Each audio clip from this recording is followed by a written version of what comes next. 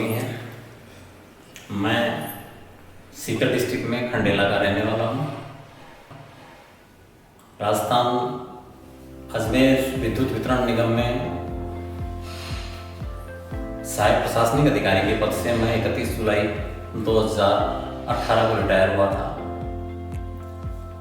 मेरे घुटनों में पेन करीब 8-10 साल से मुझे महसूस हो रहा था, लेकिन काम चल रहा था, ज़्यादा उस पर फोकस नहीं किया कि चल रहा है। 2015-16 के बाद में पेन की जो तीव्रता है वो बढ़ने लगी, तो मैंने कई आयुर्वेदिक, एलोपैथिक दवाइयाँ लेता रहा। पेन किलर भी 1-2 बार लिए, लेकिन पेन किलर देते समय डॉक्टर मुझे यही एडवाइस करते थे कि ज़्यादा पेन किलर लेने से आपके दूसरे साइड इफेक्ट्स होंगे, इसलिए मैं ज़्यादातर इनको अवॉइड करता रहा और दर्द को सहन करता रहा।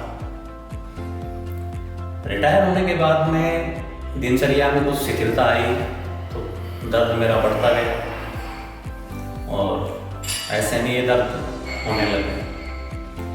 यहाँ तक स्थिति आ गई 2018 गुजरते गुजरते कि मैं 100, 150, 200 मीटर तक भी बड़ी मुश्किल से चल पाता था और पूरा पसीने पसीने हो जाता था। इसी दरमियान मेरे मित्र हैं, खंडेला के रहने वाले हैं, मेरे डिपार्टमेंट से मेरे सीनियर हैं विनोद जी डोलिया, उनके बड़े भ्राता हैं डॉक्टर आशीष शर्मा, जो यहाँ जयपुर में श्यामनगर में रहते हैं। उनके घुटनों में भी परेशानी थी, तो एक रोज़ मेरे मित्र विनोद जी ने मुझे सलाह दी कि भाई साहब ने जयपुर ऑपरेशन करवाया है, आप उनकी पोजीशन देखिए और आप भी ऑपरेशन करवा लीजिए। और उन्होंने मुझे उनका वीडियो भेजा है। मैंने उस वीडियो को देख करके उनकी पोजीशन जो देखी, तो मेरे मन में भी इस तरह की भावनाएं जगने लगी कि काश मैं भी ऐसे चलने लग जाऊँ तो मुझे एक नई जिंदगी मिल जाए। यूट्यूब पे मैंने बहुत वीडियो देखे नी रिप्लेसमेंट सर्जन्स के, लेकिन उस समय मुझे जो डॉक्टर दीपक सैनी का वीडियो मिला और मेरे अग्रज डॉक्टर आशीष शर्मा जी के आफ्टर ऑपरेशन जो पोजीशन देखी, तो उससे मैंने निश्चय किया कि यार मुझे ऑपरेशन तो करवाना है, लेकिन डॉक्टर दीपक सैनी से ही करवाऊँ तो ज़्यादा बढ़िया है।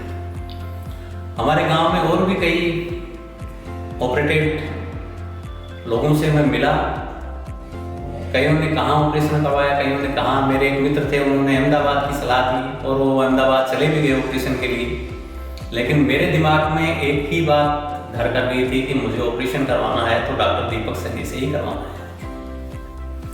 एक रोज़ मैंने डॉक्टर आशीष शर्मा जी से बात की कि भाई साहब मेरे भी घुटनों में परेशानी बहुत बढ़ रही है, मुझे क्या करना चाहिए इसके लिए। तो उन्होंने बड़े बेबाक तरीके से कहा कि तू मेरे पास आ जा, मैं तेरा ऑपरेट करवा देता हूँ। डॉक्टर दीपक सैनी हैं, बहुत अच्छे रिप्लेसमेंट सर्जन हैं वो, और मैंने उनसे ऑपरेशन करवाया है, तो मेरी पोजीशन देख ले एक बार प्रैक्टिकली। तो मुझे विश्वास हो गया कि क्योंकि मेरे से कोई झूठ बोलने वाला काम ही नहीं था, वैसा कोई रिश्ता ही नहीं था उनका। मैंने उनकी पोजीशन देखी तो मैं बड़ा गदगद हो गया उनकी देख करके। उन्होंने डॉक्टर दीपक सैनी को फ़ोन करके मेरे लिए बताया कि मेरे छोटे भाई हैं और इनका ऑपरेट करना है आपको। इसके लिए मैं सैलरी में जाकर के डॉक्टर सैनी जी से मिला और डॉक्टर आशीष शर्मा जी ने का रेफरेंस लेकर के इनसे बात की, तो उन्होंने सारी समझ में आ गई इनके बाद, और उन्होंने मुझे एक्सरे के लिए एडवाइस किया। एक्सरे मैंने इनको दिखाया, एक्सरे देख करके इन्होंने मुझे ये एडवाइस किया कि सोनी जी आपकी सर्जरी ही होगी और कोई उपाय नहीं है इस दर्द से बचने के लिए। तो मैं इनसे सर्जरी के लिए एग्री हो गया। तो इन्होंने कहा एज एंड व्हेन, जब भी आपकी इच्छा हो आप फ़ोन करके आ जाइए, मैं आपका ऑपरेशन कर दूँगा। 2-3 महीने के करीब, क्या 4 महीने के करीब टाइम निकलता गया, करवाएंगे, आज करवाएंगे, कल करवाएंगे। फिर अभी इसी महीने 1 तारीख को ही मेरे दिमाग में यूँ सोची कि यार ऐसे तो समय निकलता जाएगा और अपन यूँ ही परेशान होते रहेंगे। मैंने मेरे बेटों से जो दुकान चलाते हैं वहाँ खंडेला में, उनसे कहा कि भैया मुझे तो ऑपरेशन करवाना है। तो उन्होंने शहर स्वीकृति दे दी। बोलो चलो आपको लेके चलते हैं। और वो 8 सितंबर को मुझे सैलरी हॉस्पिटल में लेकर के आ गए। हम डॉक्टर दीपक सैनी से मिले। उन्होंने हमें एडमिट होने के लिए एडवाइस दे दिया। जो भी फॉर्मेलिटीज़ थी वो पूरी करके हम एडमिट हो गए।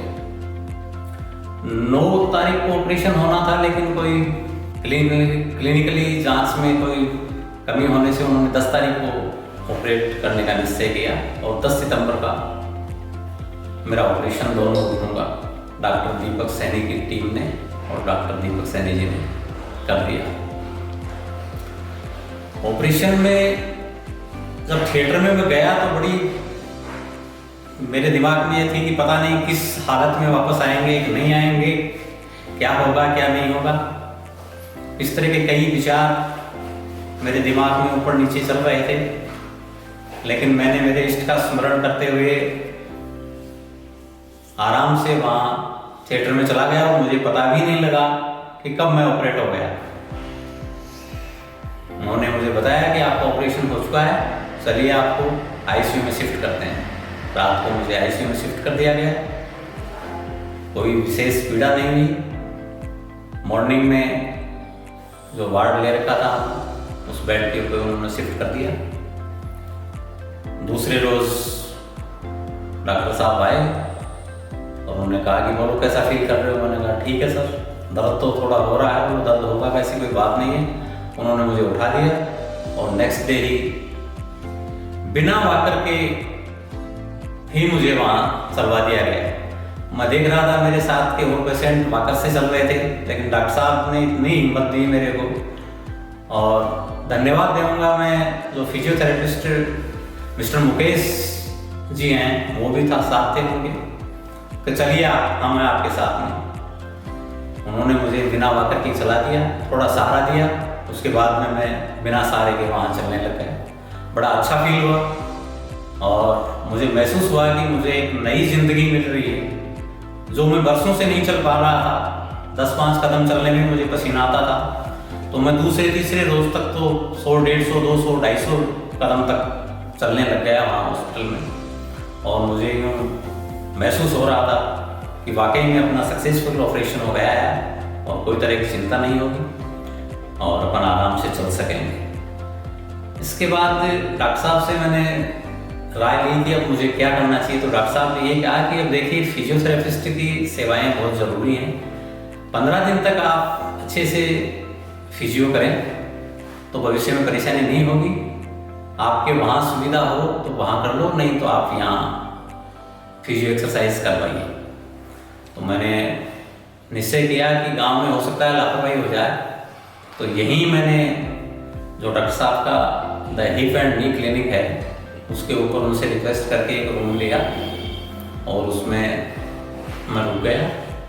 और मिस्टर मुकेश जो फिजियोथेरेपिस्ट हैं वो मुझे करीब 1 घंटे के आसपास सेवाएं देने लगे और इतना डायनामिक फिजियो करवाई मेरी कि मैं कल्पना भी नहीं कर सकता था कि मैं इतनी जल्दी इस तरह से रिकवर कर लूँगा क्या। लेकिन इन्होंने मुझे बड़ा साहस और हिम्मत दी और ये कहा कि आपका ऑपरेशन बहुत बढ़िया हुआ है, आप सब कुछ कर सकते हो। उस हिम्मत से मुझे इतनी हिम्मत मिली कि मैं बहुत अच्छा फील करने लग गया और अच्छी रेस्पॉन्स उनके एक्सरसाइज का मिला। उसके हिसाब से मेरा भी रेस्पॉन्स अच्छा आने लग गया। तो उन्होंने कहा एकदम फिट हो रहे हो आप, कोई तरह की टेंशन नहीं है। तो इस संबंध में जिन भी भाइयों के और उनकी परेशानी है, अब मैं चूंकि इस दौर से गुजर चुका हूँ, इसलिए मैं ये सलाह देना चाहूँगा कि अगर ऐसे ही एक पीड़ा है, लाइलाज बीमारी हो गई है, सर्जरी के अलावा अगर कोई इलाज नहीं है तो तुरंत सर्जरी करवा लेनी चाहिए। इसमें कोई बुराई नहीं है।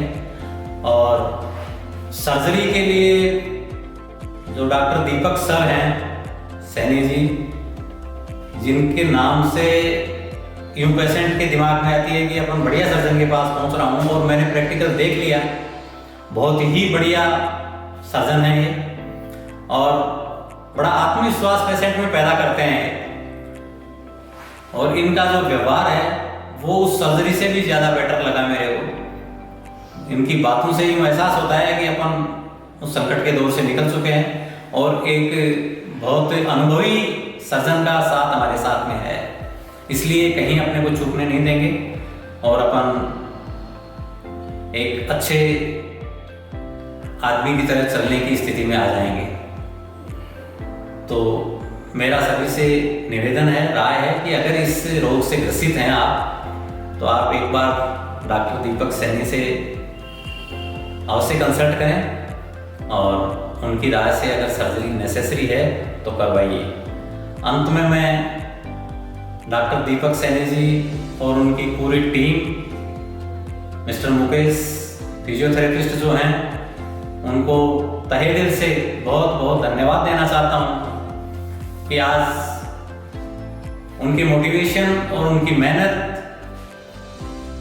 और उनके आग्रह सलाह से मैं इस लायक हो गया कि मुझे विश्वास हो गया कि मैं आराम से अब मेरा नित्य कर्म करने के लायक आराम से चलूँगा, फिरूँगा, घूमूँगा।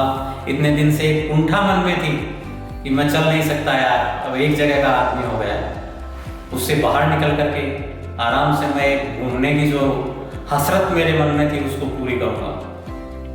और विशेष रूप से डॉक्टर आरसी शर्मा जी जो हैं, उनको धन्यवाद मैं देना चाहूँगा कि उनके मोटिवेशन से मेरे में इतना विश्वास जगा